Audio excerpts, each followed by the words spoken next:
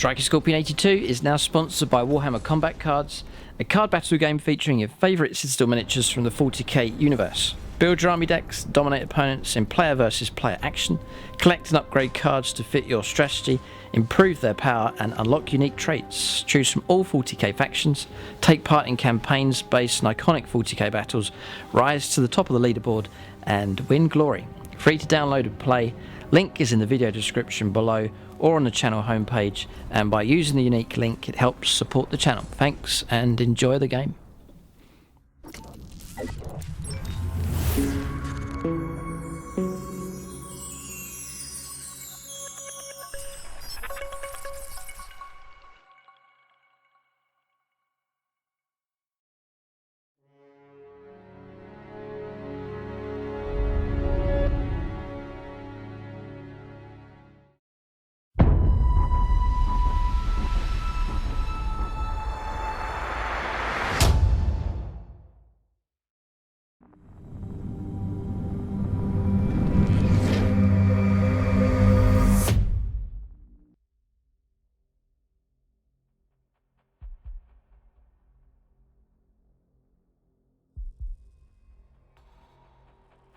Right, welcome to this review for the new Psychic Awakening Faith and Fury. It's part 2 of the Psychic Awakening series that Games Workshop are bringing out.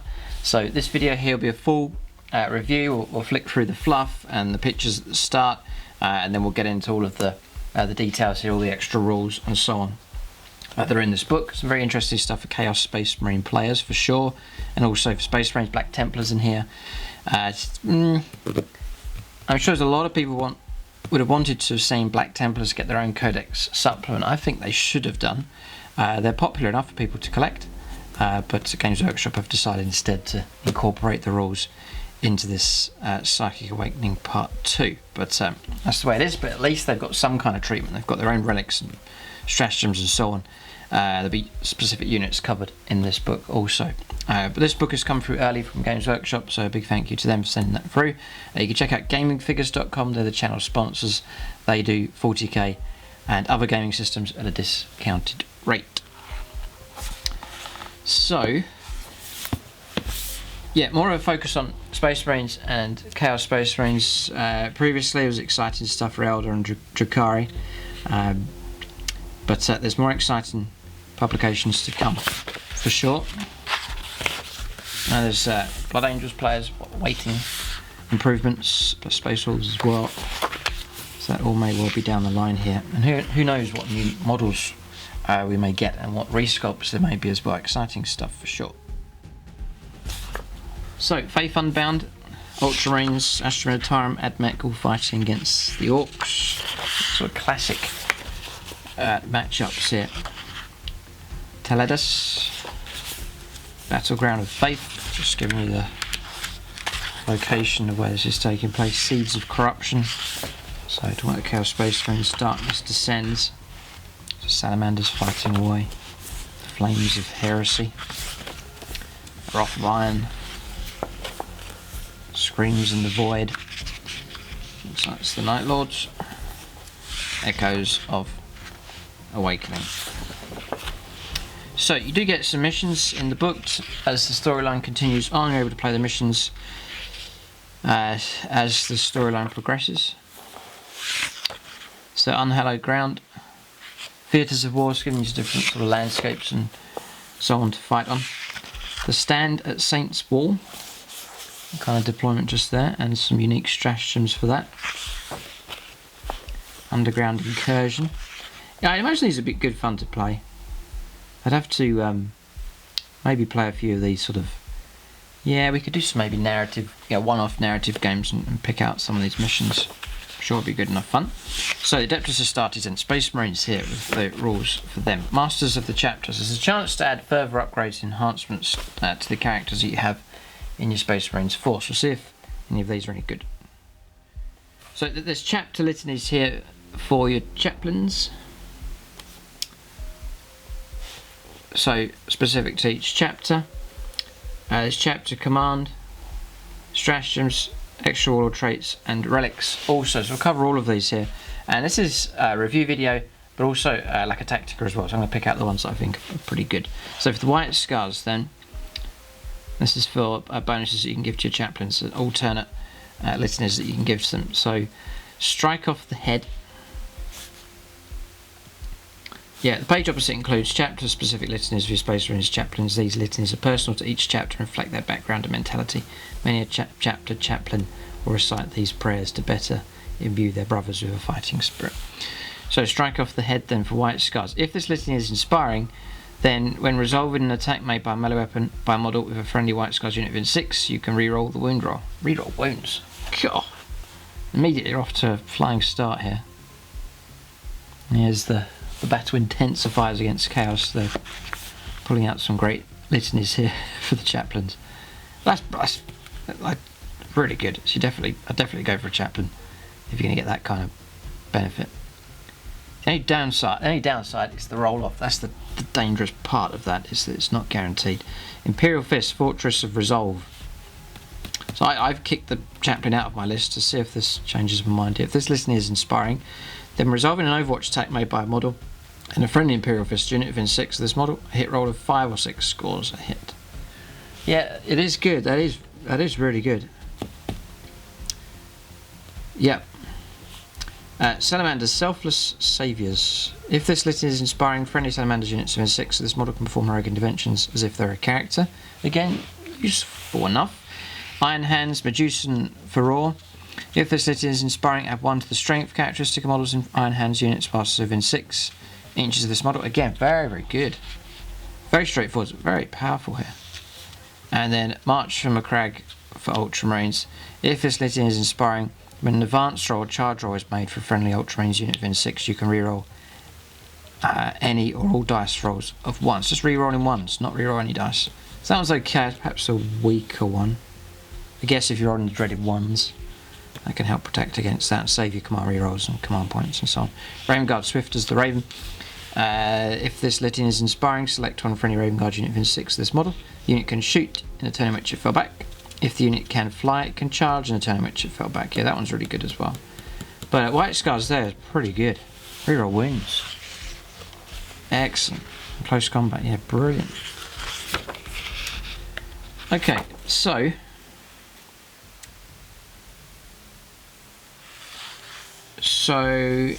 this section, page 33 to 39, upgrades to various character models from Space Marine chapters found in Codex Space Marines, masters of their craft and leaders of their respective specialisms.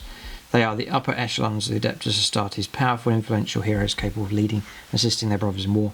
For each of the characters detailed in this section, you'll find the following. It goes for what you have, but it's like you're taking a character like a chaplain or a librarian or chapter ancient, and then there's further enhancements you can give to them, and it can really help you with your narrative. Perhaps you're building your own list, your own customized characters. Well, now you can add extra powers onto them to really make them stand out and make them unique and make them actually quite powerful as well. So, for example, Master of Sanctity then, this is for chaplains, or the high chaplains of the Space Marines chapters. So, if your army is battle forged, it's going to be the same rule for all of this. If your army is battle forged and includes any Space Marine detachments, excluding auxiliary support detachments, you can use the stratagem below. So it's going to cost you 1 command point to get Master of Sanctity. Use this stratagem before the battle. Select one chaplain model from your army that is not a named character. To the end of the battle, that model gains the Master of Sanctity keyword and the following ability. This model knows 1 additional litany from the litanies of battle, so immediately, really good. And can recite 1 additional litany at the start of the battle round. Excellent. And you can only use this stratagem once per battle, and your army cannot include 2 Masters of Sanctity from the same chapter. So really, really good. Just add in an extra once. It's well worth the command point. Even if you don't use any of this extra stuff here, even that by itself is, I think, is worth 1 command point. Definitely. So then, if he's your warlord, you can give him a warlord trait, the wise orator. Then when you roll to determine a litany is recited by his warlord is inspiring, you can reroll the dice. You get rerolls now. That is excellent. Yeah, really good. Or you can go for Bellowing Firebrand. Add 3 inches to the range of the warlord's special spiritual leader ability, and all litanies recited by this warlord. So you can expand his influence if you need to. That's another option. You know, I can imagine you could really do your own customized model or do a great conversion. You know, it's worth putting the effort in to make the model stand out, make a bit taller model, the base bigger and so on, because then you can actually stack on some extra rules to really make them different from a regular chaplain. So this is a great idea here.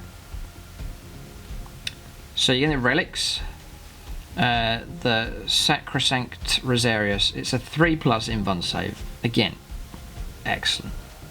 Wow. So in fact, what's happening here, and what makes this really appealing, is you're not paying extra points for this stuff. All you're doing is paying a command point. That's it. It's not actually costing you any extra points. You don't have to pay out extra points for that, and so on. So these are excellent here. The Emperor's Judgment. The Master of Sanctity model only. When resolving an attack made by a model with this relic, your opponent cannot reroll the hit roll, your opponent cannot reroll the wound roll, and your opponent cannot reroll the damage roll. In addition, when morale test is taken for an enemy unit within 6 of this model with this relic, roll 2 dice and discard the lowest result. If both results are the same, disregard either of the dice. Yeah, another really good one. This is for the chaplains. This is very powerful here. Yeah, really good. Yeah, and all it is one command point. You're not paying. You don't have to pay out for a warlord trait. You don't have to pay out for a relic. So nice. Okay, so sometimes you have a character like, I look at Tech Marines here. And sometimes you have a Tech Marine and you pay out the point. You think, I wish they could do a little bit more. They sort of hang around doing a few repairs here and there, and you think, well, I wish they're a bit more useful for the points you already paid. So Master of the Forge is next. So again, you pay 1 command point, you select 1 Tech Marine model from your army that's not a named character, or a Tech Marine gunner. Ah, right, so you can't use it for that. Okay. To the end of the battle, the model gains the Master of the Forge keyword and following ability, Master of the Forge. When this model repairs a model using its Blessing of the Omnissiah ability, the model regains up to 3 lost wounds instead of D3. Fantastic. So really reliable Tech Marine. Brilliant. You can only use your strategy once for battle, can include 2 masters, the same rules as before. Warlord traits, the Master of the Machine, resolve an attack made by friendly vehicle model within 6 inches of this warlord, add 1 to the hit roll. Okay, so it's particularly useful for things like dreadnoughts.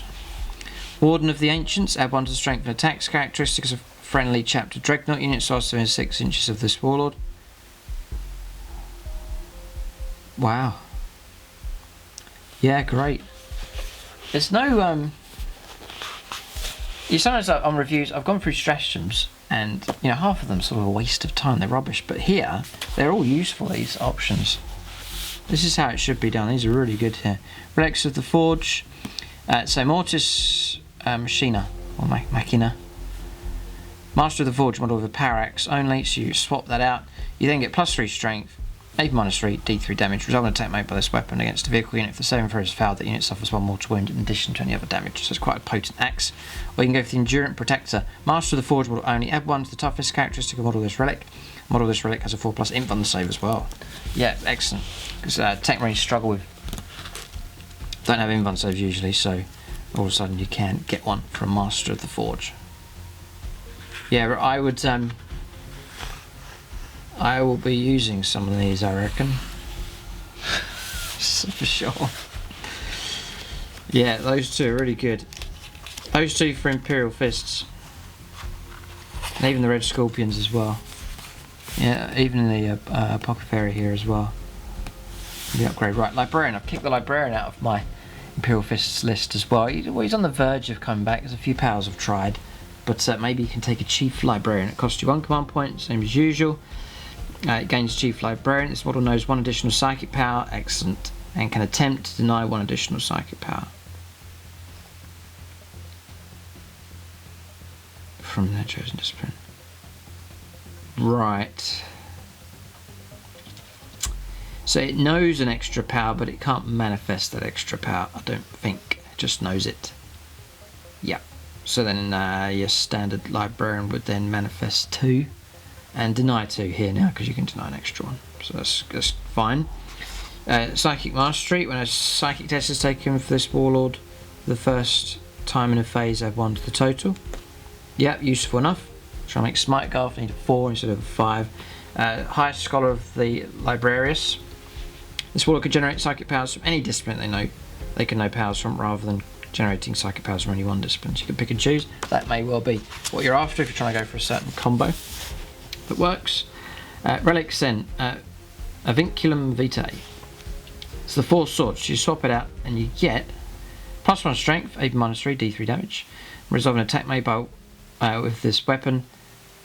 Unmodified 6s inflict D3 mortal wounds on the target instead of any other damage. You've got to get that 6 though, so it's okay. You can cause some surprises though, because it's D3 mortal wounds if those make it through. The Neural Shroud instead, add 12 to the range of a model with this Psyker's relics. This relic's psychic good ability. Yeah, so increase your psychic good also. Okay, interesting. So Chief Apothecary here next. So the unit gains when this model provides medical attention to a unit, you can reroll the dice to determine if a destroyed unit is returned to that unit. So 4+ becomes rerollable, saves your command point. You can only use this stratagem. That's usual rules. So Father of the Future. This is warlord traits here. When a model in a friendly chapter infantry or chapter bike unit would lose a wound whilst within 6 inches of this warlord, roll 1d6. On a 6, the wound is not lost. If the unit has the flesh is weak chapter tactic, the wound is not lost on a 5+. So ignoring damage coming through. If he's right in the heart of your army, yeah, he's got a good roll now. Instead of sitting there and just trying to restore models and do wounds, now he can try and block damage as it comes through. So doubling his usefulness. Or Selfless Healer. This warlock can provide medical attention to up to 2 units instead of 1. Wow. And a unit that was provided medical attention by this warlord can be provided with medical attention for a second time in a turn by this warlord. Note this warlord can do so even if it's recovering the gene seed. Can do so even if it is recovering the gene seed of a fallen warrior. So, wow. So let me get this right. I think you could resurrect a centurion and then start putting wounds back on him in the same turn. Yep. Yeah, wow. Yeah, really good. Okay. Then relics then. Acquittal. Model with a bolt pistol or absolve a bolt pistol only. You swap it out, you get range 16, pistol 1, strength 5, -3, 1 damage. Resolve an attack by this weapon against a unit that is not a vehicle monster. This weapon has damage characteristic of D6 instead. Wow. So I'm just reading through here. I think you can. Maybe I've missed it, but you could take. You can't double up, so you can't take 2 Chief Librarians. That's made that clear here. But can you take a Master of the Forge and a Chief Librarian in the same list? So you can upgrade multiple if you're willing to pay out the command points. You may want to upgrade your chaplain and then your librarian. I think you can. I think it's not limited.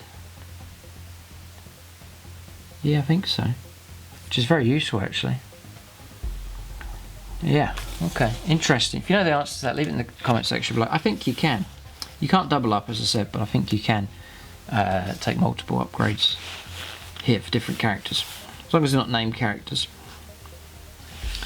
The Healer's Aegis. Friendly chapter infantry models have a 5+ invuln save whilst within an inch of a model with this relic. Infantry models. Infantry models whilst within an inch. So he'd have to sit, if you had centurions, for example, he'd have to be deployed very tight in amongst them, make sure they're all touching within an inch. I think it's models. Don't know if it's units. You got one model in a unit, the rest are all spread out. Don't know if they all get the 5+ invuln save. That's interesting on the Healer's Aegis just there. Chapter Ancient. Okay, so how can this be improved here? So you're paying your 1 command point. You get Chapter Banner. Friendly units benefit from this model's start his banner ability that are in 9 instead of 6. You can only use a stratagem once, about a slight expansion on the range. Singular Presence, this is the Warlord trait. Friendly infantry, chapter biker, chapter dreadnought units within 3 can perform heroic interventions as if they were characters. Or you can go for Steadfast example. Friendly chapter infantry units have the Defenders of Humanity ability. Codex Space Marines lasts within 3 inches of this warlord. If such unit already has this ability, each model counts as one additional model when determining control and objective markup. So useful for trying to sit on top of objectives. So then relics then. Standard of Righteous Hatred. So you swap it out. The Righteous Hatred banner. Models that shoot with one of their range weapons will make a single attack made with their melee weapons. As a result of this, models attacks or Astartes banner ability always resolve their attack as if they had a ballistic skill, weapon skill of 2+. That is really good. So you got Hellblasters all lined up, the opponent's trying to kill them off. They're getting to attempt to shoot again. And then when they do shoot, it's 2+ ballistic skill. Very cool. Or Penitent of the Fallen. It replaces the regular banner. Models that attack with one of their melee weapons as a result of this model's Astartes banner ability can make 2 attacks instead of 1. Okay. Still pretty good. Chapter Champion. So your company champion, you can then swap him out, and again you can imagine doing a really cool conversion work and working on the model just to turn him into a chapter champion instead of a company champion. So you gain this ability, 1 command point. You gain this ability, a skillful parry. Resolve an attack made by a melee weapon against this model. Subtract 1 from the hit roll. Excellent. Right, -1 to hit rolls. Master Duelist. When resolving an attack made by a melee weapon by a model against this warlord, on a hit roll of 1, roll 1d6 and a 4+. The model's unit suffers 1 mortal wound after the unit is finished shooting or fighting. Okay, and then Martial Exemplar. When a charge roll is made for any chapter unit within 6, you can re-roll the roll. Yeah, useful. Reroll charges for units nearby. Excellent. So real characters that are good for getting in the heart of your army and enhancing and helping them out. Relics then, Blade of Triumph. So you swap out your Mastercrafted Power Sword. You get +2 strength, AP -4, and a straight 3 damage. Whew. That's a good weapon. The Blade of Triumph. And then the next one's the Angel Artifice, which is a 2+ save and a 4+ advanced save. Wow. Yeah, very cool. I got just having visions of making a very cool conversion for a chapter champion. Yeah, great. Okay, so we're on to the Black Templars next. So, a bit of background information. Zealous Crusaders then. So, Knights of Sigismund. Whilst the Assault Doctrine is active, resolve an attack made by a melee weapon by a Black Templars model with this ability against a unit that is not a vehicle. On a turn in which a model that made a charge move or performed a rogue intervention, unmodified hit roll of 6 automatically scores a hit and successfully wounds the target as well. So you don't need to make a wound roll. So it's a bonus there. Fighting away. The Lost Librarius. Librarian units cannot be from the Black Templars chapter. The Chosen Champion. The chapter champion stratagem cannot be used to affect Black Templars units. Okay. Right, so rules then for Helbrecht. He's a named character. So he's 150 points for him. HQ choice, power level 9. And for that you get movement 6, weapon skill and ballistic skill 2+, strength 4, toughness 4. You get 6 wounds, loads of wounds. 5 attacks, leadership 9, 2+ save. It's a shame. See, Games Workshop could have done them a codex of Black Templars and resculpted this guy. I mean, and what a model. He in the golden armour and so on, he would look incredible. But they've kept the old model here. It's a shame. Black Templars player. I do feel sorry for Black Templars players. But at least they got something. But it's a popular enough chapter. I've seen people using Black Templars and great look about them. So it's a shame they've not got their own codex. Didn't quite make it.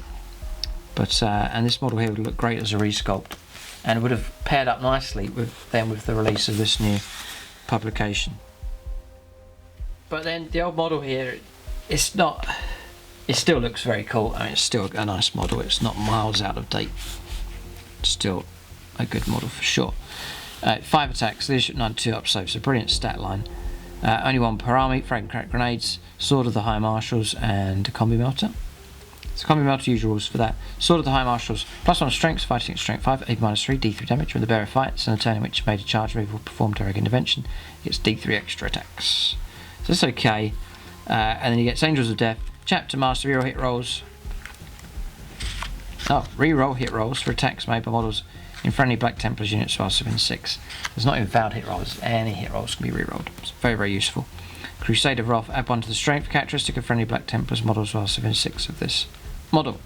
Excellent as well, and he's got a 4+ invuln, so yeah, it's a solid enough HQ choice for sure. The Emperor's Champion. Again, the model looks okay. I don't know if they'd needed to resculpt that one, but they could have done a wicked pose. That really good looking model with that one. God. Yeah, a real sort of warlord sort of look to it. But anyway, the Emperor's Champion again is power level 9 and is an HQ choice. Only 75 points. So that's a strange thing. They're both power level 9, but only half the points cost. Movement of 6, weapon skill, ballistic skill, weapon skill 2+, ballistic skill 3+, strength 4, toughness 4, 4 wounds, 5 attacks, leadership 9, 2 up save. He's got the Black Sword, which is +2 strength, A -3, D3 damage. When resolving an attack made this weapon against a character or a monster unit, you can reroll the wound roll. Now, so rerolling your wounds. Pretty good. And Angels of Death, Sigismund's Honour, add 1 to this model's strength and attacks characteristic whilst within an inch of any enemy character models. Great skillful parry. When resolving an attack made by a melee weapon against this model, subtract 1 from the hit rolls. It protects himself a little bit. He's got a 4+ invuln save for Armour of Faith. Then Slayer of Champions. Resolving an attack made with a melee weapon by this model against an enemy character unit, you can reroll hits, which is 2s. Rerolling 1s. But yeah, deadly enough. Next is Chaplain Grimaldus. 90 points. And he's power level 6. Yep. Movement 6, weapon skill 2+, ballistic skill 3+, strength 4, toughness 4, 4 wounds, 3 attacks, leadership 9, 3 up save. Plasma pistol, the Artificer Crozius, frag and crack grenades. The usual rules for the plasma pistol, and then the Crozius +2 strength, A -2, 2 damage. Again, Spiritual Leader. Friendly Black Templars units use this model's leadership characteristic instead of their own whilst within 6.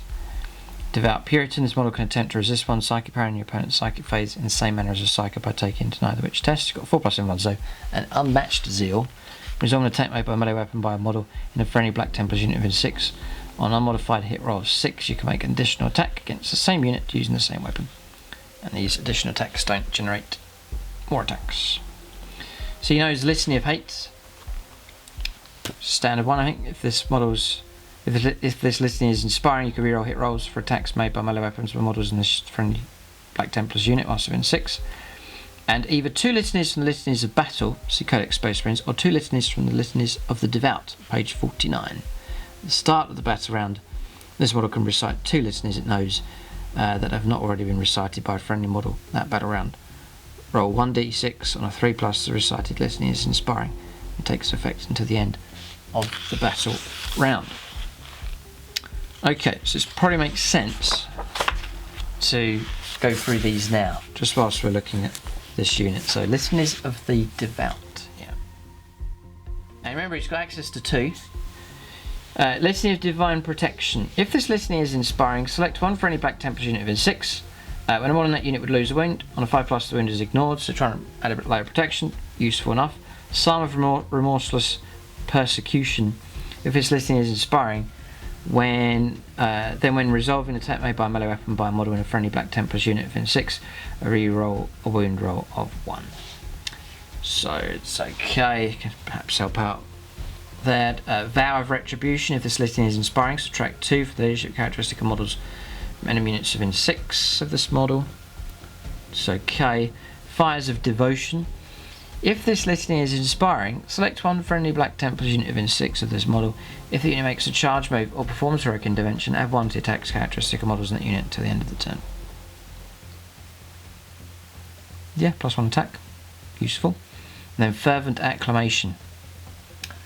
If this litany is inspiring, add 3 to the range of Black Templars units or abilities whilst they're in 6. And then Oath of Glory. If this litany is inspiring, select one friendly Black Templars unit within 6 of this model. The unit always fights first in the fight phase if it didn't make a charge move. If the enemy has units that have charged over similar ability, and you alternate. Starting with the player's turn is taking place.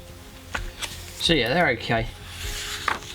Those ones, not bad. Cenobite Servitors is next. It's a power level 1 Elite's choice.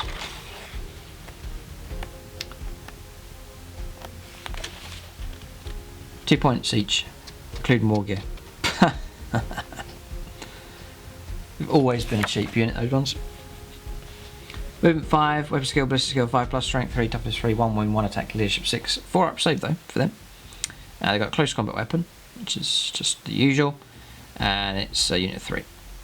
Mind Wiped. Models in that unit that have weapon skill, ballistic skill, characteristics of 4 plus, and leadership of 9, whilst the units within 6 inches of Chaplain Grimaldus.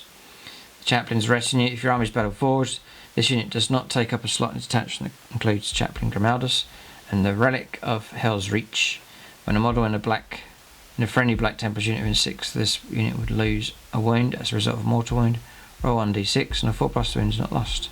This is not cumulative of any other rules that allow a model to not lose wounds as a result of a mortal wound. Yes, you can't stack it up.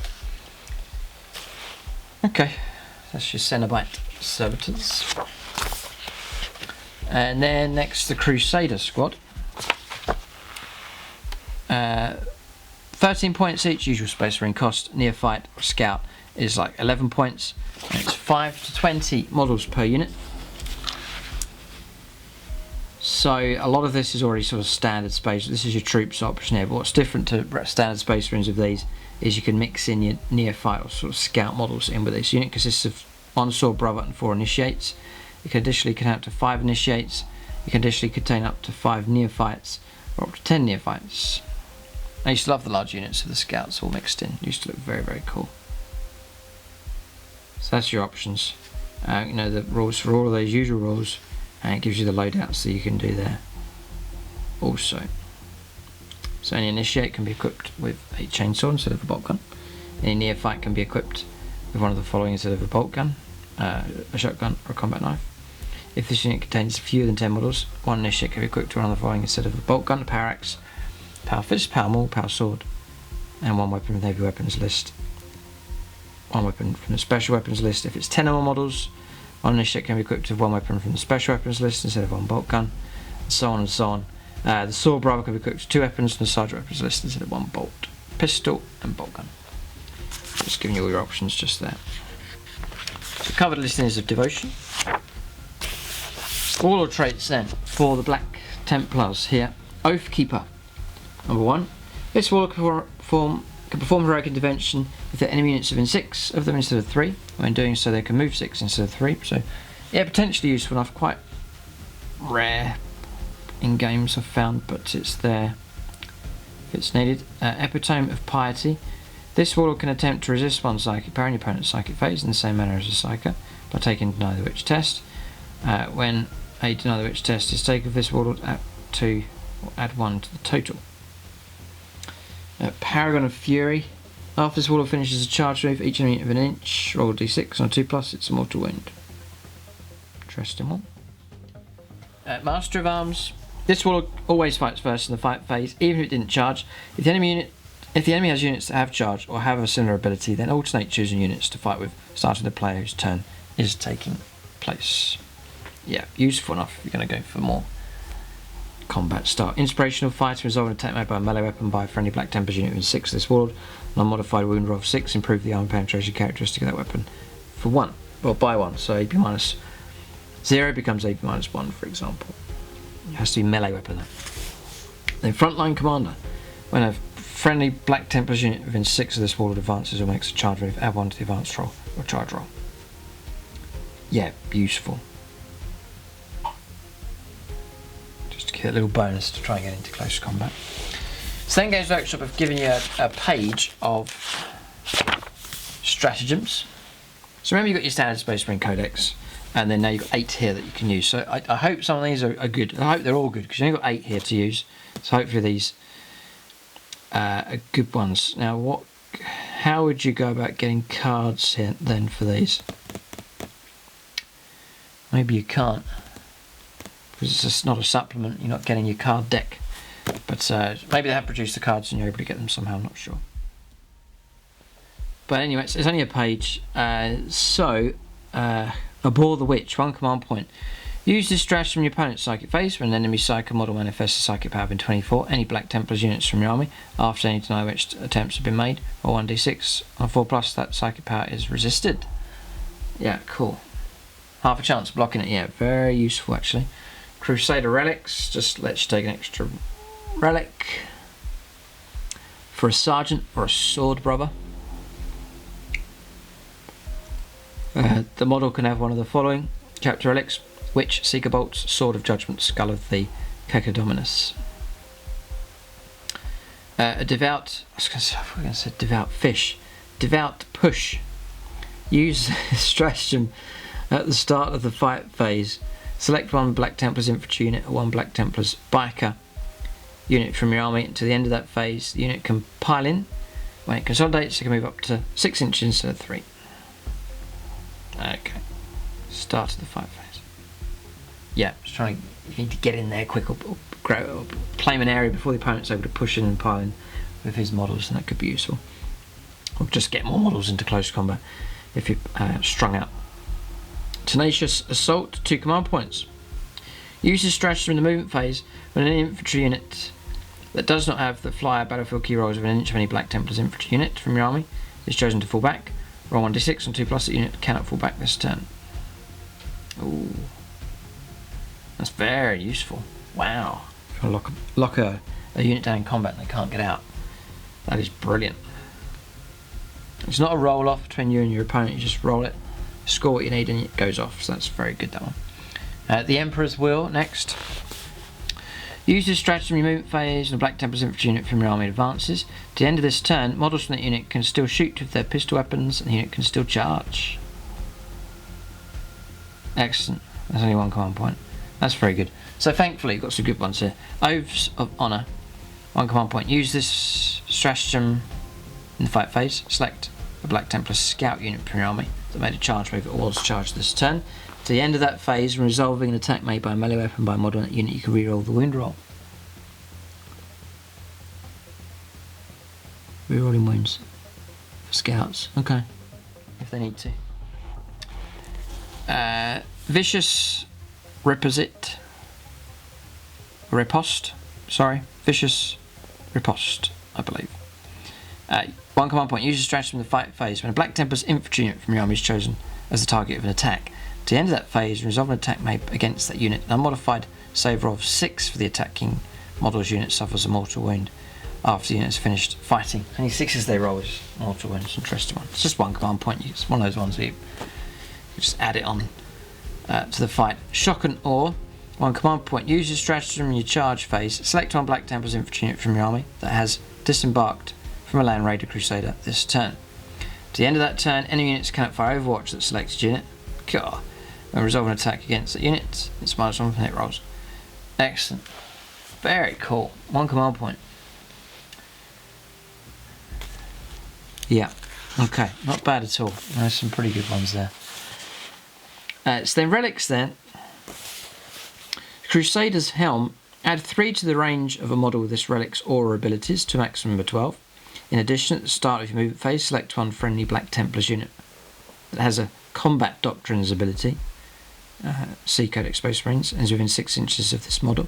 To the start of your next movement phase, the Assault Doctrine becomes active for that unit, replacing the currently active Combat Doctrine. Okay.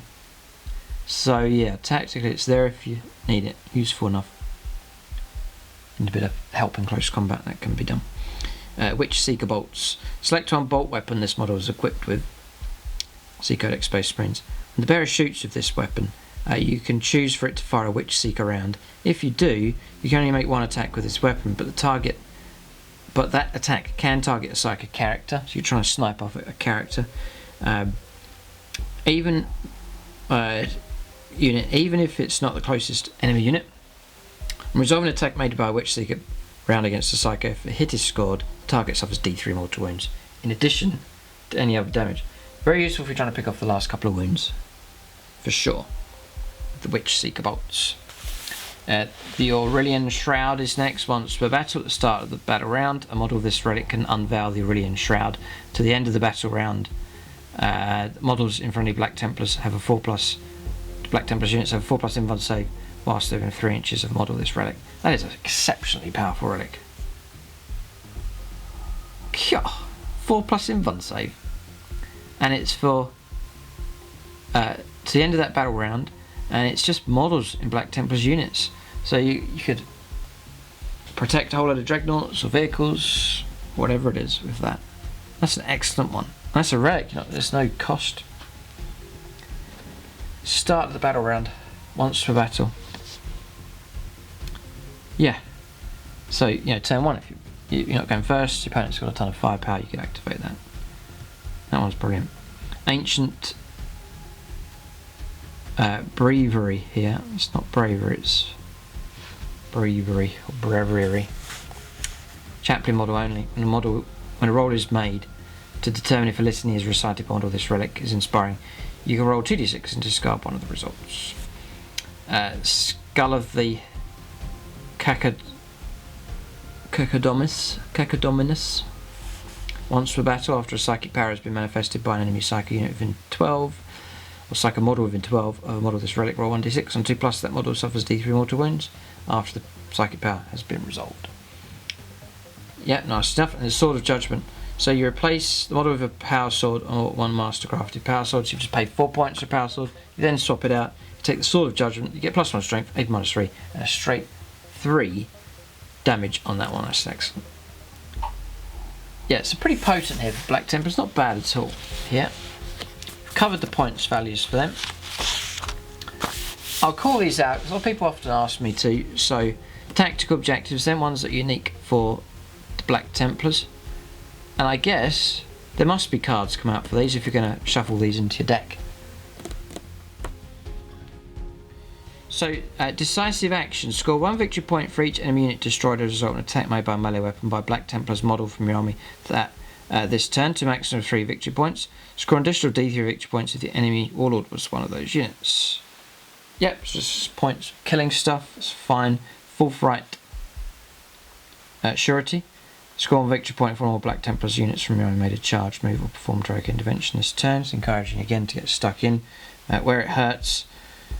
Score 1 victory point for enemy unit that was started this turn wholly within its own deployment zone that suffered casualties as a result of an attack made by Black Templars models from army this turn was destroyed. So just try and destroy a unit in their own deployment zone. Cast down the Heathen. Score 1 victory point if any enemy character models were destroyed as a result of an attack made by Black Templars character model from your army this turn. If the enemy warlord was destroyed as a result of an attack made by Black Templars character model from your army this turn, score d3 victory points instead. So get points for killing stuff.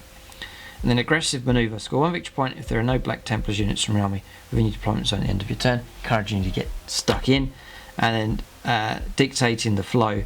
Score 1 victory point if any enemy units suffered any casualties as a result of attacks made by Black Templars models from your army that advanced this turn. Score d3 victory points instead if 3 or more enemy units suffered any casualties as a result of attacks made by Black Templars models from your army that advanced this turn. So there you go. Name generator they've given you as well. And then we're on to the Heretic Astartes next. Okay, so now of all of these ones here, colour scheme I like the most, it would be these ones here. It's Alpha Legion, I think. Alpha Legion, I think it is. Brian Morrow with his famous Night Lords on the channel, absolutely superbly painted models. Incredible work that he's done. Very striking colour scheme for them. Yeah, it's Alpha Legion. Just love that colour. If you can get that blue-green colour right with the silver, and then the use of that neon green as a spot colour as well, just gives it that bonus, that kick. I was a bit close to my 1,000 Suns in a way, but still, maybe with the new Chaos models, because they are brilliant. Anyway, Champions of Ruin. So, Chaos Space Marines Heretic starters units, excluding cultists and fallen units, gain the following additional abilities. So, instead of following the normal rules for rapid fire weapons, models in this unit firing rapid fire bolt weapons make double the number of attacks if any of the following apply. So it's the same, they're granting it from Space Marines now that Chaos are getting it as well, with malicious volleys. So the usual rules for that. Targets models within half range, or the firing model is infantry and every model in that unit remains stationary in the previous movement phase, or it's a Terminator, Bike or Hellbrute. And then just clarifies the types of weapons that are bolter. Then Hateful Assault, you charge, perform heroic intervention, it's +1 attack, same as Space Marines. And then Demon Weapons, the selection of relics represented or presented on the following page represent a collection of demon weapons. These are additional artifacts of Chaos available to the Chaos Space Marines. If your army is led by a Chaos Space Marine Warlord, you can give one of them a Chaos Space Marine character model from your army. You can give them to a Chaos Space Marine character model from your army as you would an artifact of Chaos. Note that the weapons replace one of the character's existing weapons. You must, if you are playing a match play game or otherwise using points values, still pay the cost of the weapon that is being replaced. Write down any artifacts in your roster. So, okay, and they've updated the Demolisher Cannon here as well. Because there was that rule for, we missed it a few times in games where you've got less than 5 models, something it's D3 shots, something like that. But here, Demolisher Cannon is range 24, heavy D6, strength 10, AP -3 and D6 damage. So, so by the looks of this, I think you could take a demon weapon as well as a relic, I think. Cool. So,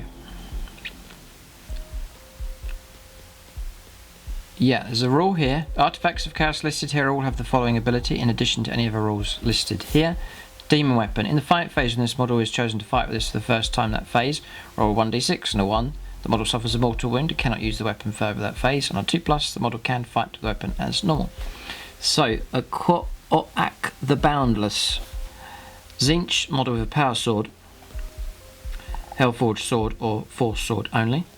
This relic replaces a power sword, Hellforged sword or force sword, and that's the following profile. Strength of the user, AP -3 and D3 damage. When resolve an attack made by this weapon, invuln saves cannot be made. Cool. Nice. Very good. And then Taris, I try my best to pronounce these. Taris and Rihol, the Rapacious Talons. Slanesh. 2 lightning claws, or 2 sets of malefic talons only, replaces them, and you get strength of the user, AP -2, 2 damage. When resolve an attack made by this weapon, you can reroll the wound roll. When rolling for this weapon's demon ability, on a 2+, you can make a number of additional attacks equal to the result with this weapon this phase. So tons of extra attacks potentially.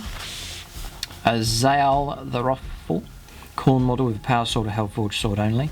You then get strength for the user, AP -5, 2 damage. When rolling this weapon's demon ability on 2+, add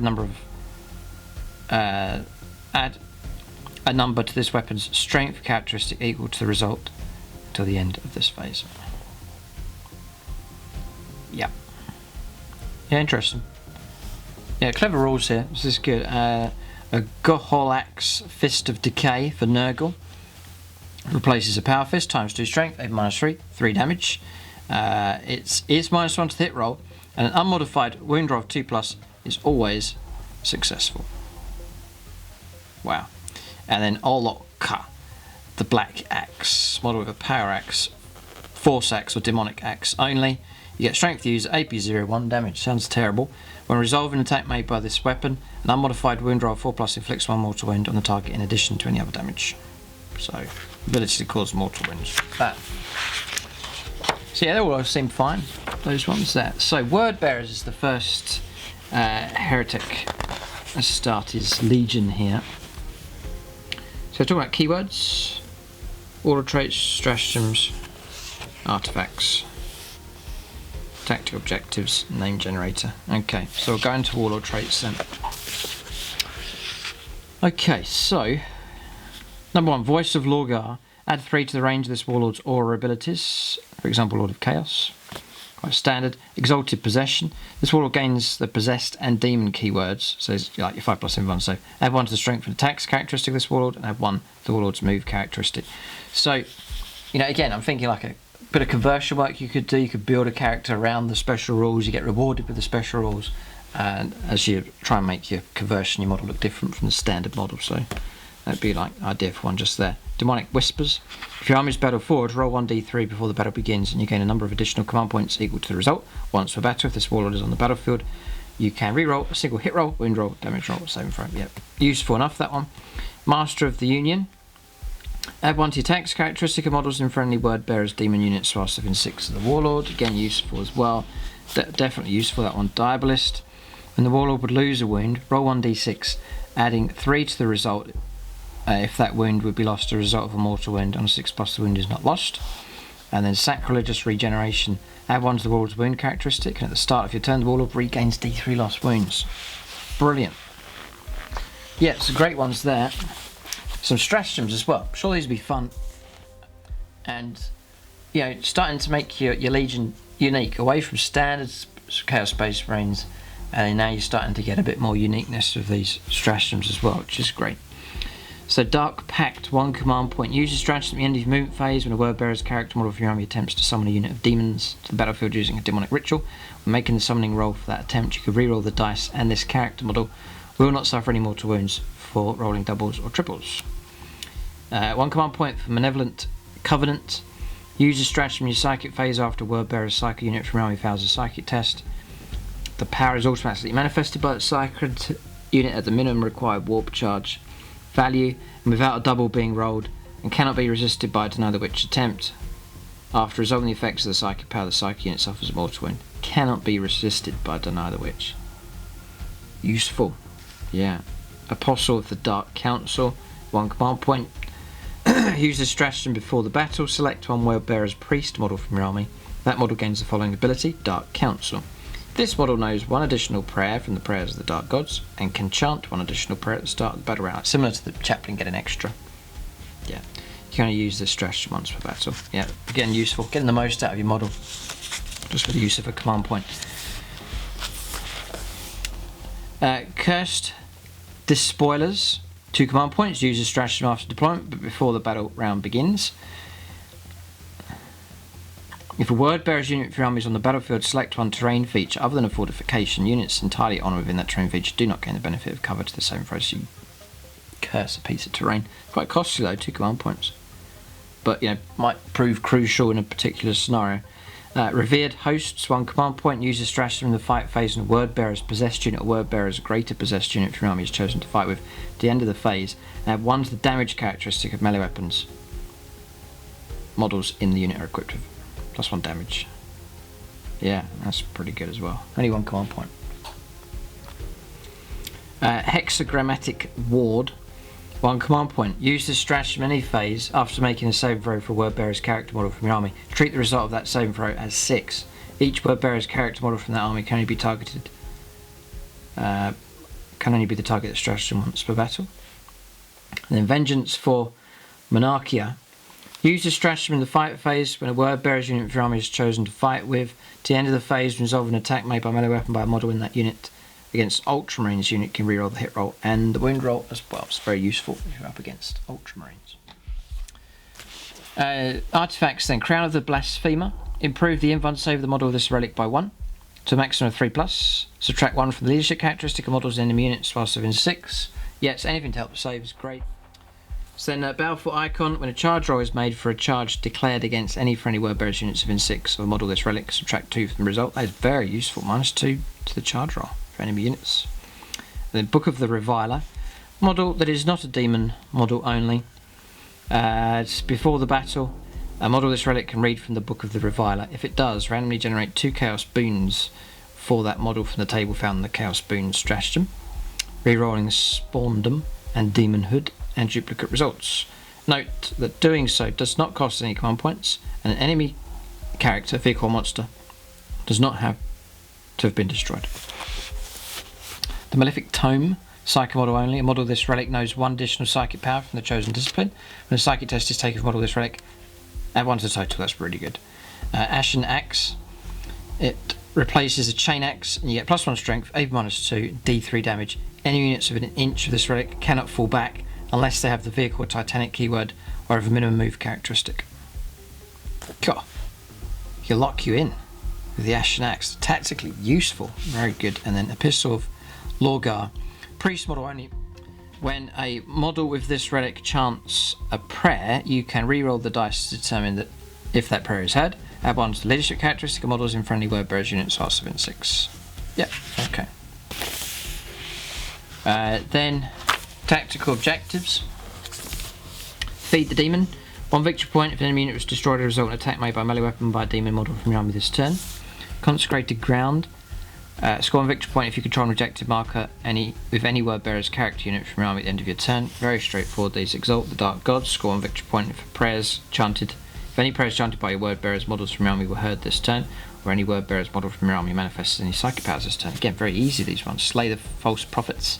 Score D3 victory points if any enemy units of the HQ or Lord of War battlefield role are destroyed this turn. Very straightforward these ones. Grisly Sacrifice. Score 1 victory point for each word bearer's unit from your army that was destroyed in the fight phase this turn, and 1 victory point for each enemy unit that was destroyed as a result of an attack made by a word bearer's model from your army in the fight phase this turn, to a maximum of 6 victory points. And Cast Down False Idols. Score 1 victory point if you have at least 1 word bearer's unit from your army wholly within the enemy's deployment zone at the end of your turn. If you have at least 1 word bearer's unit from your army wholly within the enemy's deployment zone and control an objective mark at the end of your turn, it's D3 victory points. A big incentive to smash your way through and claim objectives. There. Name generator, and then we're on to the Night Lords next for them. Yep.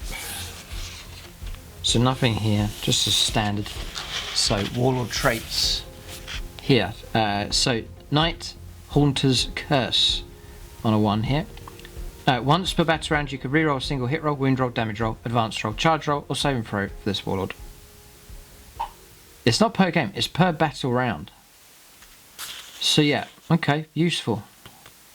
Just need to remember it. In the middle of a game, just remember, keep that reroll on standby every turn. Yeah, either on your turn or on your opponent's turn. You know, you get hit by something, you have to make a save. That's rerollable, that kind of thing. 1 piece at a time. This Warlord can charge in a turn in which they fell back. Resolve an attack made by a melee weapon against the Warlord to subtract 1 from the hit roll. Yep, good enough. Murderous Reputation. Resolve an attack made by this Warlord. Unmodified hit roll of 6 inflicts a mortal wound on the target in addition to any other damage. A bit more difficult to get that one. And it's not utterly devastating the damage either, so these two are better. Killing Fury. Add D3 to attacks characteristic of the Warlord in a turn in which they made a charge, move, were charged, or performed rogue intervention. These additional attacks last until the end of the fight phase. So just D3 extra attacks in those circumstances. And if you're equipped with a really good weapon, maybe a relic or something, then that would be a good combo. 1 with the Shadows. Resolve an attack made against this Warlord whilst they're entirely on or within a terrain feature, add 1 to saving throw, excluding invuln saving throws. Whilst the Warlord is entirely on or within a terrain feature, improve its invuln save by 1 to maximum 3+. And then Dirty Fighter. Whilst there are more friendly models within 3 inches of this Warlord than enemy models, and resolve an attack made by a melee weapon by this model, or this Warlord, you add 1 to the wound roll. Okay. Stratagems. Page of stratagems to the Night Lords. On command point, in Midnight Clad, use the stratagem in your opponent's shooting phase. A Night Lord's infantry unit for your army is targeted by a shooting attack. To the end of the phase, resolve an attack against that unit. It's -1 to hit rolls. Great. You should just play it. On command point, -1 to hit. Excellent. Vox Scream. 2 command points. Use the stratagem at the end of your movement phase. Select 1 enemy unit within 18 of the Night Lord's unit from your army. So start your next movement phase. Enemy units cannot be affected by any of the selected units' aura abilities. Right, so trying to block out the buffs and bonuses coming through. That may prove very useful. Prey on the Weak. Use this stratagem in your shooting phase or the fight phase when Night Lord's unit from your army is chosen to shoot or fight with. To the end of that fight phase, resolve an attack made by a model of that unit against an enemy unit whose models have a lower leadership characteristic than the attacking model. Add 1 to the hit roll. Hit and run. 1 command point. Use a stratagem at the start of your charge phase. Select 1 Night Lord's unit from your army. That unit can charge even if it fell back. Excellent. Very straightforward. 1 command point. We have come for you. 1 command point. Use a stratagem at the start of your opponent's movement phase. Select 1 Night Lord's unit from your army that is not a vehicle. Until the start of your next turn, enemy units within an inch of that unit cannot fall back unless they have the vehicle or Titanic keyword or have a minimum move characteristic. Yeah. You're locking people in combat. Scary. Again, you can play that just the right time. It really helps you out. So that's another good one. From the Knight is next. Use 1 command point. Use a stratagem at the start of your charge phase. Select 1 Night Lord's infantry unit from your army that's entirely on or within a terrain feature. To the end of that turn, when a charge roll is made for that unit, add 2 to the result. When resolving an attack made by a melee weapon by a model in that unit, add 1 to the hit roll. Cool. It's all about ambush here. It's cool. Raptor Strike. Use this 1 command point. Use a stratagem to charge phase before making a charge roll for the Night Lord's jump pack unit for your army that was set up on the battlefield as reinforcements this turn. Roll 3d6 for charges instead of 2d6. Very, very useful. Brian will be happy with his Raptors. 3d6 charge. And it's not crazy points cost, just a command point. Flay them alive.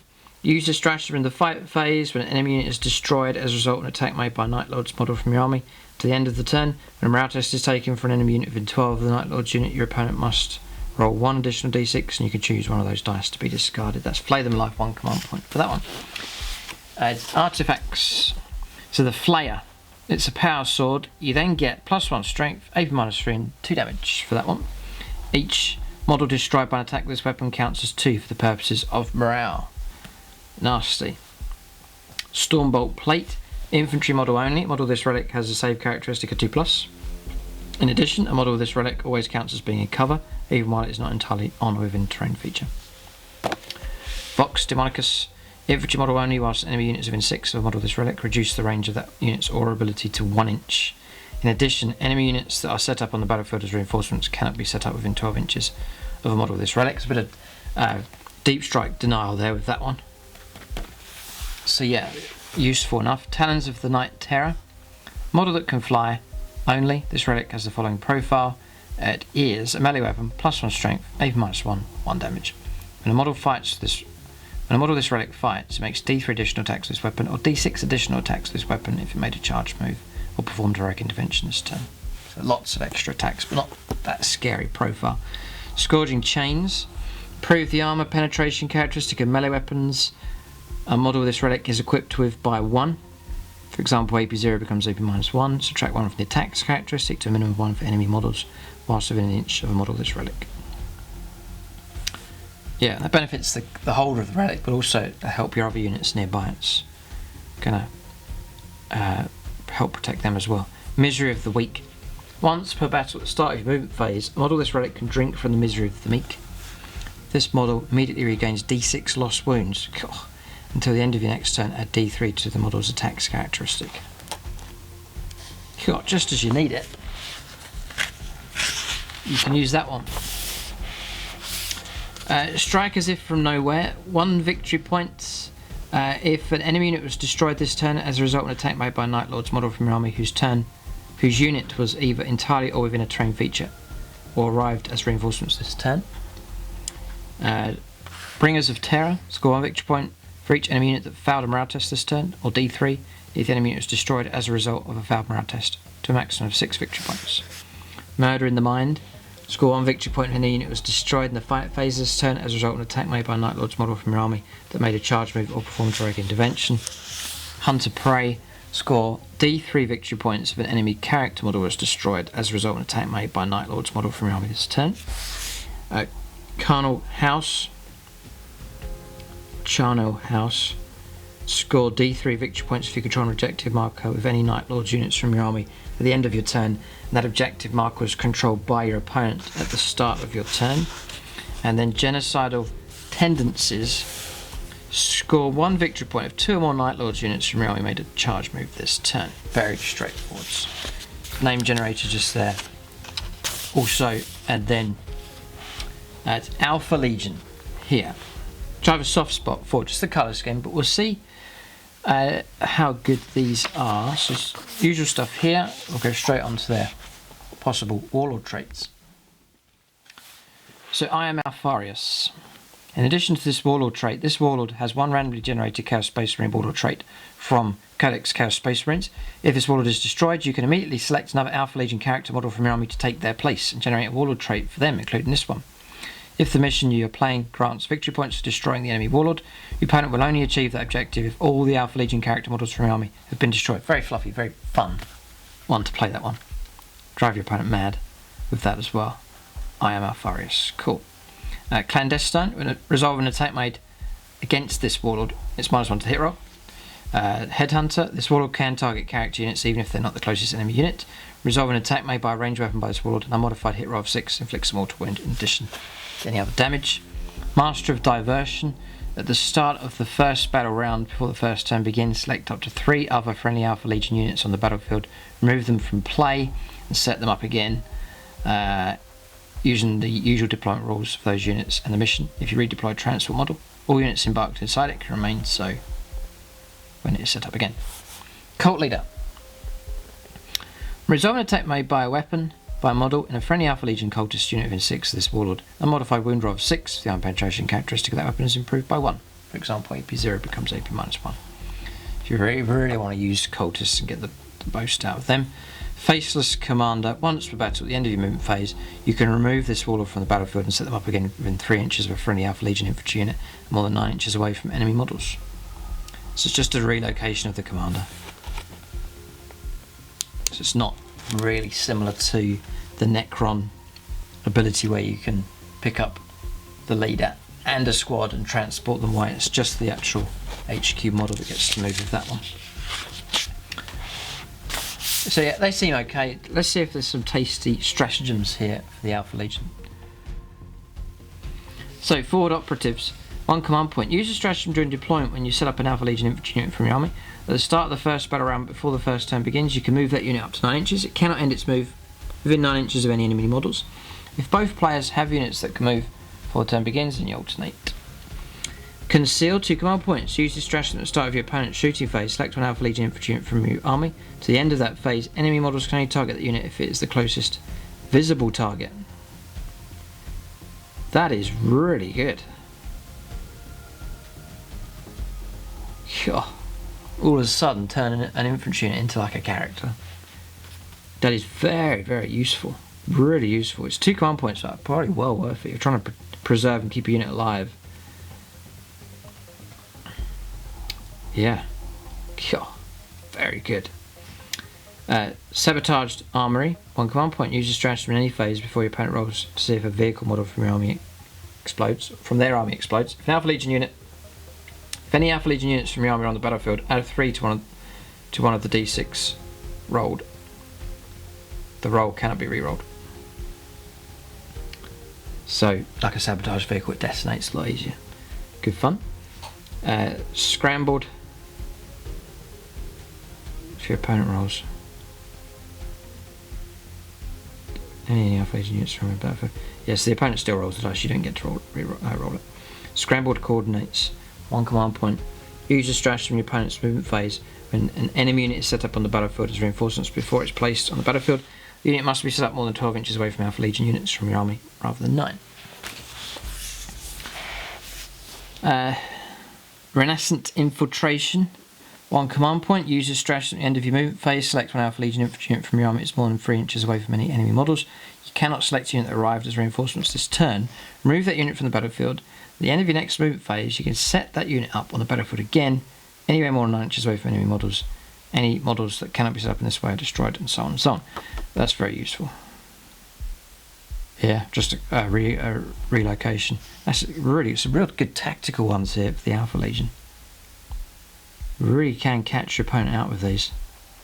The opponent's all lined up to blow away this key unit.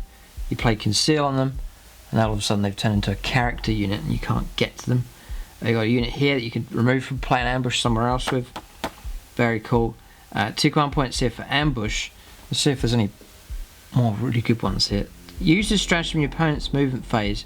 After an enemy unit has set up on the battlefield as reinforcement, select one Alpha Legion unit of an 18. That unit can shoot that unit as if it were the shooting phase, so you catch them out when they land as well. Another really good one. Feigned retreat here for 1 command point. Use this strategy in your movement phase. When you fall back with an Alpha Legion unit from your army, that unit can still shoot this turn. Again, very, very useful. Some brilliant ones here. I think Alpha Legion players are going to be happy with these. And then we are Alpharius. On command point, use a stratagem before the battle. After nominating your warlord, select one Alpha Legion character model from your army that is not your warlord and determine one warlord trait for it. It is regarded as your warlord for the purposes of the warlord trait. Each warlord trait in your army must be unique. Talk about random generation, and it's only 1 use per battle, but that's useful as well if you want extra for a warlord trait. So artifacts then. A Drake Scale Plate. Infantry model only. It's a 2-up save. When a model of this relic would lose a wound as a result of a mortal wound, it's 5+, ignore. Mind Veil. The start of your movement phase, if a model of this relic is on the battlefield, roll 3d6. Till the end of that phase, that model's move characteristic is equal to the result, so it could be anywhere between 3 and 18, average of about 9.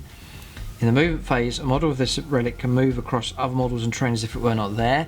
In the charge phase, a model of this relic can move across other models other than buildings as if they were not there. A model of this relic can charge in a turn in which they fell back. That's very useful, that one.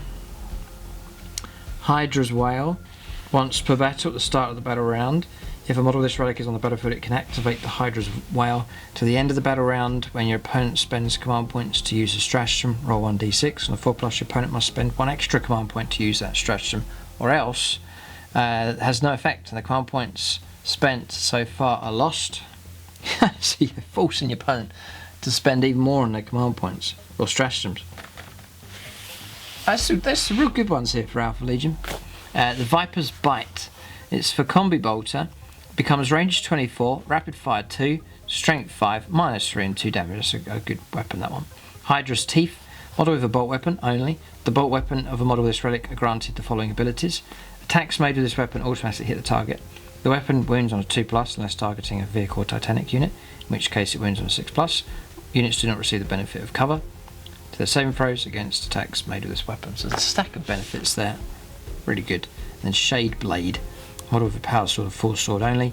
Gets +1 strength, AP -3, D3 damage. And when resolving an attack made against the bearer, it's -1 to the hit roll on top of that as well. That's a great spread there. It's probably the best set so far for Alpha Legion. And then we'll cover their tactical objectives here as well. Infiltrate and subvert. Score 1 victory point. Alpha Legion unit from model is wholly within the enemy's deployment zone at the end of your turn. If you have at least 3 Alpha Legion units from your army wholly within the enemy's deployment zone at the end of your turn, score D3 victory points. Tactical Supremacy. Score 1 victory point if an enemy unit from the fast attack, fly, or heavy support battlefield roll was destroyed as a result of an attack made by a model from your army this turn. Strike from within. D3 victory points if you control an objective marker that is within your opponent's deployment zone at the end of your turn. Strike off the head. D3 victory points if an enemy character model was destroyed as a result of an attack made by an Alpha Legion model from your army this turn. To a maximum of 6 victory points. Surround the enemy. Score 1 victory point if at least 3 different Alpha Legion units from your army wholly within 6 inches of 3 different battlefield edges at the end of your turn. And then Cult Uprising. Score 1 victory point if an enemy unit was destroyed as a result of an attack made by an Alpha Legion Chaos Cultist model from your army this turn. Next is the Iron Warriors here. So first Warlord trait, Cold and Bitter. When a morale test is taken for a friendly Iron Warriors unit within 6 inches of this Warlord, it's auto pass. Very good. Demon Smith. Resolve an attack made by a model with a friendly Iron Warriors Demon Engine or Iron Warriors Cult of Destruction unit within 6 of this Warlord, unmodified hit roll 6, scores an additional hits. So 6 is for extra hits. Okay. Iron Without. When this Warlord would lose a wound, roll d6 and a 5+, it's ignored. Bastion. Resolve an attack made by a weapon as an Iron Penetration characteristic of AP -1 against an friendly Iron Warriors unit within 6 inches of the Warlord. It's treated as 0, similar to Imperial Fists. Siege Master. Resolve an attack made by a ranged weapon by a model in a friendly Iron Warriors Havocs or Iron Warriors vehicle unit from your army. Reroll wound rolls of 1, plus within 6 inches of this Warlord. So like a lieutenant type thing going on there. Stoic Advance. Friendly Iron Warriors units do not suffer the penalty for moving and firing heavy weapons whilst within 6 inches of the Warlord. So let's see if there's some tasty stratagems here for the Iron Warriors. So, one command point, Iron within, Iron without. Use this stratagem in any phase. When a model in an Iron Warriors unit from your army would lose a wound, roll 1d6 for that wound, and for each other wound that would be lost by a model in that unit to the end of the phase, a 6th wound is not lost. Okay, so 6 is doing not damage. Methodical Annihilation. Use your stratagem in your shooting phase. An Iron Warriors unit from your army is chosen to shoot with. Select one of the following effects. First one, resolve an attack made by a model in the unit. You can reroll the damage roll. Or you can reroll any or all of the dice to determine the type characteristic of weapons that models in the unit are equipped with. Dower Duty. One command point, use this stratagem in your opponent's shooting phase or your charge phase. So the opponent's shooting phase or your charge phase, where an Iron Warriors unit from your army is chosen as the target for an attack. Until... you've been overwatched. Is when it's in your charge phase. To the end of that phase, when resolve an attack made by a ranged weapon against that unit, worse than the armor penetration characteristic of that weapon by 1 for the attack, e.g. AP-1 becomes AP-0. Okay, and then Unholy Vigor. One command point, use the stratagem at the start of your movement phase. Select one Iron Warriors vehicle model from your army. That model regains up to 3 lost wounds. Immediately just 3 wounds. It's very useful. Tank Hunters. One command point, use this stratagem. That's one of the cheapest repair stratagems that's out there. That one. I think now is a Tau. 2 command points to restore D3. This one is 1 command point for a guarantee 3. That is excellent, that one. Tank Hunters.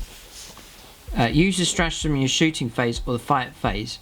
When you choose an Iron Warriors unit from your army, excluding Chaos Cultists to shoot or fight with, select one enemy vehicle unit. To the end of that phase, when resolve an attack made by a model in that Iron Warriors unit against the selected unit, you can reroll your wounds. So, yes, that is very useful. Very, very useful and cheap. Only 1 command point. Rampant Technovirus, 1 command point. Use the stratagem in your shooting phase or the fight phase when you select an Iron Warriors Obliterators or Iron Warriors Mutilators unit from your army to shoot with. To the end of that phase, you can reroll any or all D3 results or D3 rolls made for that unit's flesh metal guns or flesh metal weapons ability. 2 command points for Cannon Fodder. Use the stratagem at the start of your opponent's shooting phase. Select one Iron Warriors Infantry unit from your army.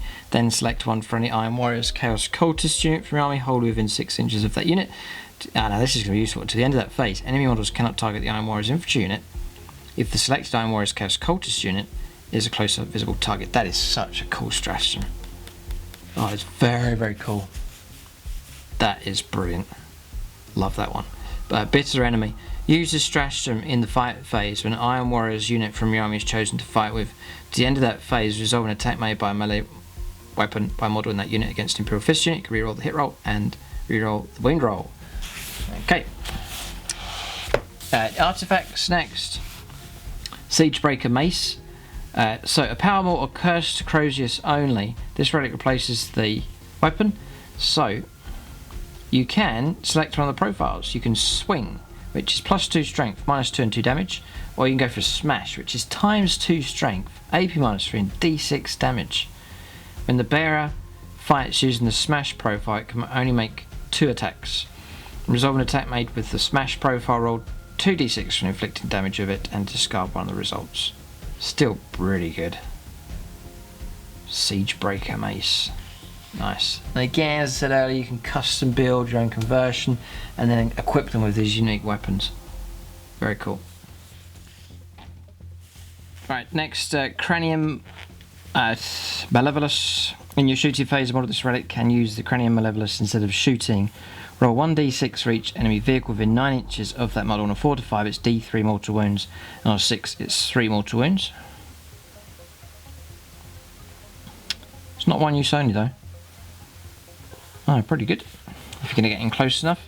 Insidium. A model of this relic gains the demon keyword. If it does not have it already, add 1 to the strength, toughness and wounds characteristic of that model. And again, you could sculpt something really good for that. Axe of the Forge Master replaces the Power Axe or Demonic Axe, becomes +3 strength, AP -3, and 2 damage. Abilities: when resolving an attack made by this weapon against a vehicle unit, unmodified, hit roll 5+ inflicts D3 mortal wounds on the target in addition to normal damage. Yeah, really good as well. Spite Spitter is the Combi Bolter, replaces that. Range 24, rapid fire 2, strength 5, AP -3, and D3 damage. Techno Venomous Mechatendrils, Warp Smith only. Replaces the regular Mechatendrils. This one gets strength of the user, AP 0, 1 damage. When the bearer fights, makes 4 additional attacks with this weapon. Only those 4 attacks are made with this weapon. Resolve an attack made with this weapon. If a hit is scored, the target suffers 1 mortal wound. And the attack sequence ends. Okay. It's just sort of guaranteed a mortal wound. Not sure about that one. So that's the artifacts, and then the Iron Warriors. Tactical objectives: repel invaders, D3 victory points for enemy unit wholly within your deployment zone is destroyed as a result of an attack made by an Iron Warriors model from your army this turn. Easy enough, and pretty good reward there with D3 mortal wounds, D3 victory points. Tactical destruction: 1 victory point for each enemy unit controlling an objective marker at the end of the turn that was destroyed as a result of an attack made by an Iron Warriors model from your army this turn, to a maximum of 6 victory points. Yeah, particularly useful. You've got a cluster of enemy units and characters sitting on top of an objective, and you just wipe them out and harvest a ton of points. So that one's a nasty one. Wanton Obliteration: 1 victory point if an enemy unit was destroyed as a result of an attack made by an Iron Warriors Cult of Destruction or Iron Warriors Demon Engine model from your army this turn. Just getting points for killing stuff. Hold and Fortify: when this tactical objective is generated, nominate 1 objective marker. Score D3 victory points if you control that objective marker at the end of your next turn or at the end of the game. Masters of Demolition: 1 victory point if an enemy unit was entirely on or within a terrain feature or an enemy building model was destroyed as a result of an attack made by an Iron Warriors model from your army this turn. And then destroy their armory. Score 1 victory point if an enemy vehicle model was destroyed as a result of an attack made by an Iron Warriors model from your army this turn. If an enemy Titanic model was destroyed as a result of an attack made by an Iron Warriors model from your army this turn, score D3 victory points instead. So there you go. Next, the Emperor's Children here. Okay, so Warlord traits. Stimulated by Pain is number 1. Add 1 to your Warlord's attacks characteristic for each wound he has suffered. Interesting. If your Warlord regains any lost wounds, he loses the associated bonus attacks. Alright, so you have to keep those wounds off of the model in order to keep that number of attacks. Intoxicating Musk: when resolving an attack made by an enemy unit with 3 of this Warlord, subtract 1 from the hit roll. Unbound Arrogance: when you choose this Warlord to fight with, you and your opponent secretly choose a number from 1 to 3 on a d6. We suggest turning a d6 to show the number, but concealing this behind your hand. Okay, then reveal your choice simultaneously.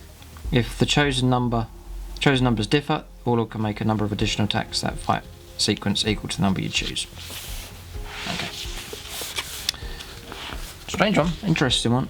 Faultless Duelist: at the start of the fight phase, roll a d3. To the end of that phase, subtract the result from the attack's characteristic of enemy models to a minimum of 1, whilst within an inch of this Warlord. Yeah, that's very, very helpful. Character versus character unit, knocking off d3 attacks that they have. It's a good one. Glutton for Punishment: resolve an attack against this Warlord, reduce any damage inflicted by 1 to a minimum of 1. And then Loathsome Grace: when a charge roll is made for this Warlord, you can reroll the dice. If this Warlord makes a charge move or performs a heroic intervention, add 1 to the strength and attacks characteristic until the end of the subsequent fight phase. And then stratagems. We'll see if there's any really good ones here. So immediately it's a 2 command point stratagem here. Combat Elixirs. Use this stratagem before the battle. Select 1 Emperor's Children unit from your army that is not a vehicle or cultist unit. Then select one of the following effects to apply to models in the unit to the end of the battle. +1 attacks, +1 strength, +2 inches to move, +1 toughness. And you can only use a stratagem once per battle, so yeah, it'd be worth more if you're going for a larger unit or an important unit of some kind you really want to toughen up or make them better with attacks or strength. Okay. Excessive Violence, 1 command point. Use a stratagem in the fight phase when you choose an Emperor's Children infantry unit from your army to fight with. To the end of that phase, if If an attack made by a model in that unit destroys an enemy model, the attacking model can make one additional attack against the same unit using the same weapon. Incessant Disdain. 1 command point. Use the stratagem at the end of your opponent's charge phase. Select one Emperor's Children character model from your army. That model can perform heroic intervention. 6 inches. Can move up to 6 as long as it finishes its move within an inch of enemy character. So just, if you need it at that point, right at that point you need it, you can get yourself that 6-inch heroic intervention. And if your opponent, obviously you're playing against someone not aware of this, you can play the card and catch people out. So it has its uses if you remember to use the stratagem. Honour the Prince. 1 command point. Use the stratagem in your charge phase. After making a charge roll for an Emperor's Children Slanesh unit from your army, you can change the result of one of the d6 rolled to a 6. That's pretty cool, because you're already waiting for the result to come through and then you're selecting that dice and making it a 6. So that's very, very useful. Excruciating Frequencies. For 1 command point. Use the stratagem in your shooting phase. When an Emperor's Children Noise Marines unit from your army is chosen to shoot with, until the end of that phase, add 1 to the strength and damage characteristic of Blastmasters, Sonic Blasters and Doom Siren models in that unit are equipped with. Okay. Yeah, I'm just thinking, if Games Workshop ever did some really good resculpts of Emperor's Children units, I mean, they'd look crazy, and if they did like an amazing paint job on them, they would look absolutely one of the most bizarre Chaos Legions, and indeed any of the factions out there to look at. It would be a strange thing to behold, if they're real, really good resculpts and so on. They look pretty good, or look amazing. Cruel Duelists. 1 command point. Use the stratagem in the fight phase with an Emperor's Children unit from your army that is not a vehicle or Chaos Cultist unit is chosen to fight with. At the end of that phase, when resolve an attack made by a melee weapon by a model in that unit, an unmodified wound roll of 6 for that weapon has an arm penetration characteristic of -3 for that attack. And then Tactical Perfection. Use the stratagem at the start of the first battle round before the first turn begins. Select an Emperor's Children unit from your army, remove that unit from the battlefield, set it up again following the usual rules for deployment. If you redeploy a transport model, units remain inside.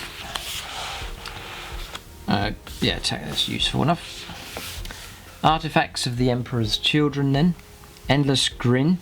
When a morale test is taken from any unit within 6 of model this relic, your opponent must roll 1 additional d6, and you can choose one of those dice to be discarded. Subtract 1 from the leadership characteristic of models in enemy units whilst they're within 6 as well. Okay. Pretty good, that one. Fatal Sonacy.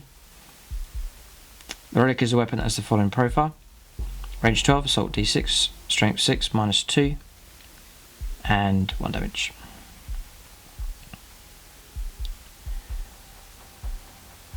Abilities. When resolving an attack made by this weapon, do not make a hit roll. It automatically scores a hit. When resolving an attack made with this weapon, the target does not receive the benefit of cover to its saving throw. So that's that one. It's alright. The only downside is your assault d6. D6 is so random. 1 shot, 6 shots. It's just not particularly reliable. Armour of Abhorrence.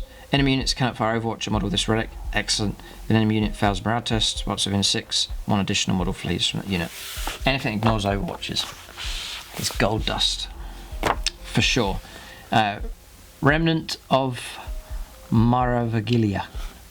A priest model only. Once per battle, instead of chanting a prayer, a model of this relic can broadcast the remnant of the Maravagilia. To the end of that battle round, when resolve an attack made by a model in a friendly Emperor's Children unit within 6 of a model of this relic, you can reroll the wound roll. Yep, pretty good. And then Distortion. It replaces a power sword or a force sword. You get strength for the user, AP -4 and D3 damage. Start the fight phase, the bearer can look upon their reflection. Until the end of that phase, this weapon has a strength characteristic of ×2.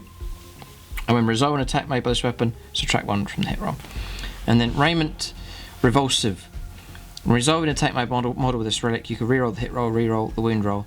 A charge roll is made for a model with this relic, you can reroll the result. Okay.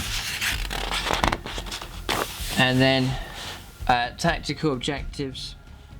The Sound of Death. 1 victory point if an enemy unit was destroyed. This turn result in an attack made by Sonic Blaster, Sonic A Doom Siren or Blastmaster by an Emperor's Children Noise Marine model from your army.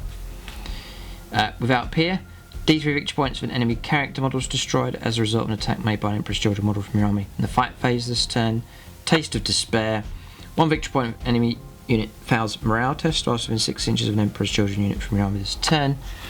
And then that which they value most. When this tactical objective is generated, your opponent must choose one objective marker. Score D3 victory points if you control that objective marker at the end of your turn. Oof, tough enough, that one. Yeah, but possible. Flawless performance. Score D3 plus 3 victory points if you control 4 or more objective markers at the end of your turn, and your opponent controls no objective markers at the end of your turn. Yeah, difficult. Yeah, well, controlling 4 out of 6 is common enough in a game. It's just getting your opponent off of any objectives. But if you're able to, it's a very tasty reward. And for the Dark Prince, score 1 victory point if 6 or more enemy models were destroyed as a result of attacks made by a single Emperor's Children unit from your army in any single phase of this turn.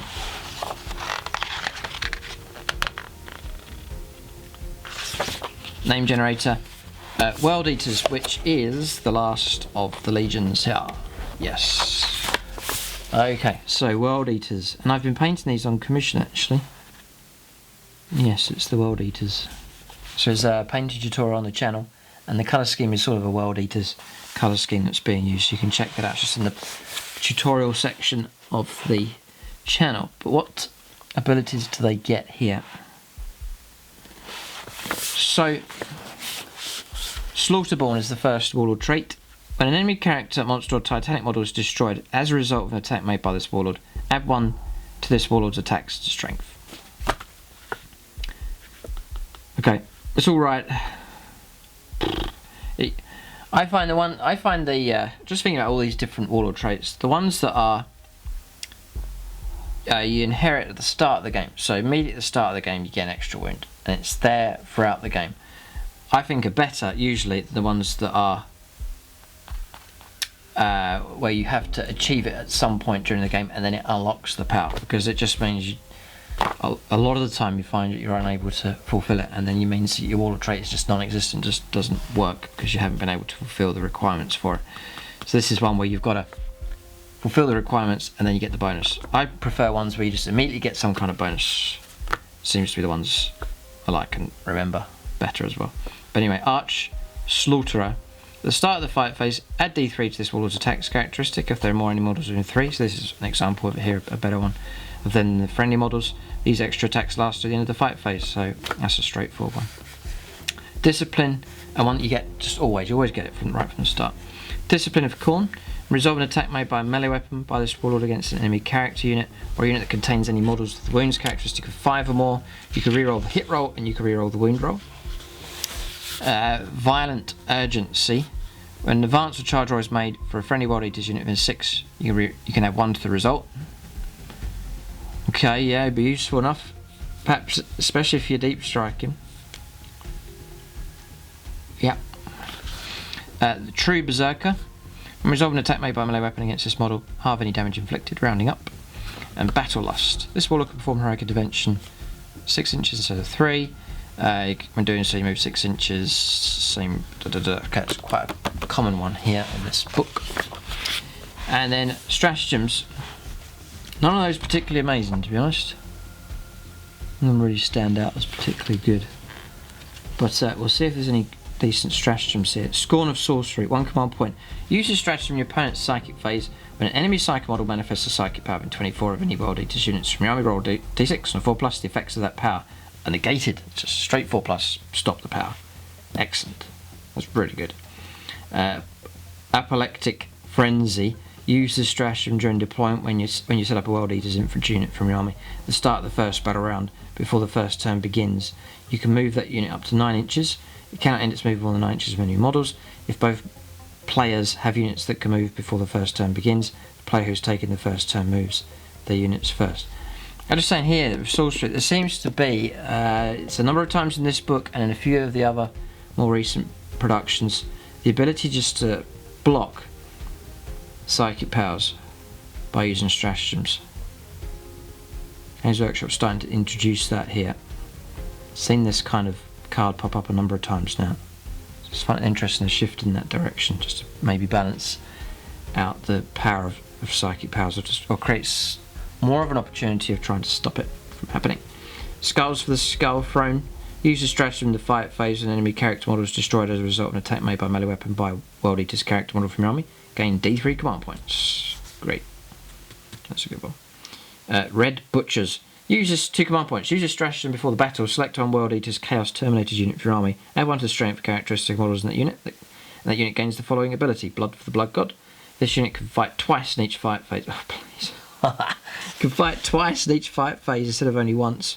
Can use a stratagem once per battle. The Red Butchers. Very cool. That's a really cool one. Kill, Maim, Burn. No particular order. 1 command point. Use the stratagem in the fight phase before you consolidate a World Eater's unit from your army. At the end of that phase, each model in that unit can move up to 6 inches when they consolidate instead of 3. So you need to get somewhere quick, it's useful. Wild Fury, 1 command point. Use a stratagem in the fight phase when you select a World Eater's unit from your army to fight with. At the end of that phase, improve the arm penetration characteristic of melee weapons by 1. So AP0 becomes AP-1. So useful for chainswords and things, power swords and so on. Stoke the Nails. 1 command point. Use a stratagem in the fight phase when a World Eater's infantry or World Eater's biker unit from your army that is not a Chaos Cultist is chosen to fight with. To the end of that phase, that unit's Death to the False Emperor ability takes effect when targeting enemy units, not just Imperium units. In addition, when targeting Imperium units, it goes off on a 5+. Yeah, good one as well. Great. Blood for the Blood God, 2 command points. Use your stratagem in the fight phase after an enemy unit is destroyed as a result of an attack made by a World Eater's model from your army. To the start of your next turn, and morale test is taken for a friendly World Eater's unit. Do not roll the dice, it's auto pass. 2 command points for that one. There's a mixture there, but some very, very good ones indeed. Artifacts then. The Crimson Killer. This is replaces a plasma pistol. Becomes range 12, pistol 1, strength 9, -3 and 3 damage. Resolve an attack made by this weapon, unmodified wound roll 4+, inflicts a mortal wound. In addition to normal damage, yes, that's a nasty pistol, that decent range as well. The Gore Father replaces the chain axe, gives you +2 strength, AP-2 and 3 damage. And resolve an attack made by this weapon, it's -1 to the hit roll, and unmodified wound rolls of 6. Target suffers 3 mortal wounds and the attack sequence ends. Banner of Rage. Priest model only. Once per battle at the start of the fight phase, a model of this relic can unfurl the Banner of Rage. If they do so, add 1 to the attacks characteristic of models in friendly World Eater's units whilst they're within 6 inches of that model. Yeah. Only one use though. It's not throughout the game, but still very useful enough. Add an extra attacks to units within 6. It's always a good bonus. Berserker Glaive. It's a power axe or axe of dismemberment only. You then get the replacement is +1 strength, AP-2 and 2 damage. And the bearer would lose a wound, roll 1d6, and 5+ the wound is not lost. So a bit of protection for the user as well. Helm of Furor. Infantry model only, add 2 to the strength characteristic of model this relic. At the start of your charge phase, if a model of this relic is within 8 inches of any enemy units, it must declare a charge. And then Blood Hunger. When an enemy model is destroyed in the fight phase as a result of an attack made by a model of this relic, roll 1d6 and a 4+. The model of this relic regains up to 1 lost wound. Okay, and then objectives then, tactical objectives. Kill them where they stand. Score 1 victory point if enemy unit that was controlling an objective marker at the start of your turn was destroyed as a result of an attack made by World Eater's model from your army this turn. Score 1 victory point. This is Sacrament of Khorne. Score 1 victory point if at least 3 World Eaters units from your army made charge moves this turn. It's quite doable. Skulls for the Skull Throne. D3 victory points when enemy character models destroyed as a result of an attack made by World Eater's model from your army in the fight phase this turn. Very doable as well. And it's D3. It's a good one. Blood for the Blood God. 1 victory point for each unit, friend or foe, that was destroyed as a result of an attack made by a melee weapon this turn. To a maximum of 6 victory points, friend or foe. And then Kill, Maim, Burn. 1 victory point. If an enemy unit was destroyed as a result of an attack made by a World Eater's model from your army in the fight phase this turn, and that World Eater's model unit is still within an inch of an enemy unit at the end of the turn, and then the Bane of Sorcery, D3 victory points if an enemy Psycho model is destroyed as a result of an attack made by a World Eater's model from your army this turn. And there it is, a name generator, some models at the back, Alpha Legion and others, and that's the end of the book.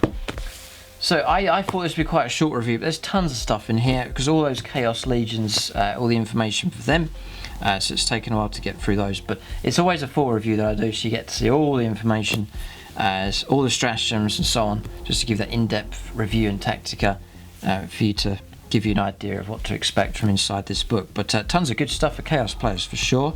Good news for Black Templars as well. I didn't get their own supplement, but there's some still pretty good stuff inside there also, and some bonuses for things like chaplains, and then Masters of the Chapter, all those benefits you can stack up. I reckon I'll be referring to this to help out my Red Scorpions and Imperial Fists army for sure, just to add in some bonuses for some of those characters just to make them a bit better. But that's the full review.